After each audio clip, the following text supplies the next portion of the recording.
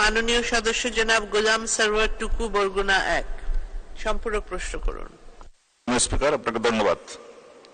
মাননীয় স্পিকার, জন্মভূমি বাংলাদেশ, কর্মভূমি বিশ্বময়, এই স্লোগানকে সামনে রেখে আমাদের প্রবাসী কল্যাণ মন্ত্রণালয় কাজ করে থাকেন। আমার প্রশ্ন হলো, পৃথিবীর কোন দেশে কতজন বৈধ পথে কাজ করে এ সম্পর্কে এই মন্ত্রণালয়ের কোনো ডাটাবেজ আছে কিনা, না থাকলে করার কোনো পরিকল্পনা আছে কিনা? ধন্যবাদ মাননীয় সদস্য। মাননীয় মন্ত্রী।